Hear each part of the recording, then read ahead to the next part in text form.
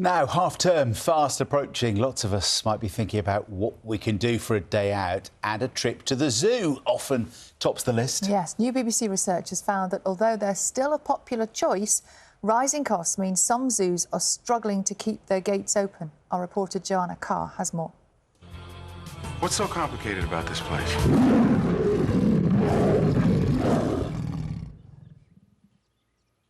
It's a zoo.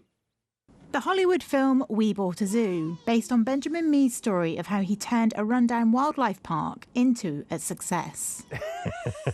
Is that true? It's not quite how it happened, but...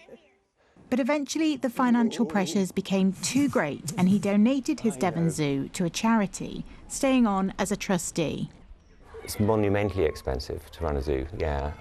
I mean, the fixed overheads just get worse. This is primarily conservation and then education, but you also have to be a great day out. If a travelling fun fair comes and sets up camp nearby, that's half of your people.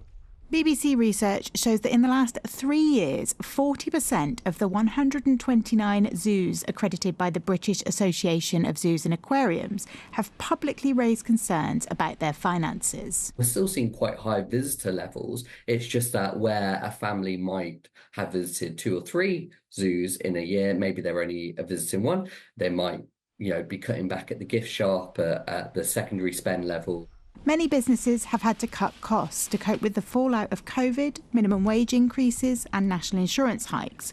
But for zoos, some of the big expenses are non-negotiable, such as heating. Animals like these dik-diks are from hot countries, and there's no turning down the thermostat on the lizards, which has meant some zoos have had to sell up or close exhibits. Jersey Zoo, founded by the celebrated naturalist Gerald Durrell, has conservation at its heart. But after it announced losses of nearly $5 million last year and closed its rare fruit bat enclosure, some campaigners now question this. It's a very endangered species around the world. Durrell could and should be looking after species like that.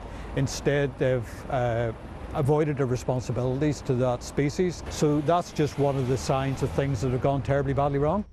Jersey Zoo says we are dedicating our time and energy in carrying forward the legacy of our amazing founder and strengthening the hugely impactful work of our small but mighty global conservation organisation. And it will be releasing its 10-year strategy later this year. New government regulations will require zoos to have a contingency plan during a crisis to safeguard animal welfare, after COVID left some facing financial ruin. At Dartmoor Zoo, Benjamin says the birth of a rare Amur leopard cub makes the struggle worth it, but he says it's always going to be a balancing act between conservation, good business and good luck. If you get it right, zoos are a good cause because you're involved in proper cutting-edge conservation. With the right infrastructure in place to support that, then you can be successful if the sun shines and if there isn't an economic calamity out there that stops people coming. Joanna Carr, BBC News, Dartmoor. Beautiful animals. Absolutely amazing. Yeah.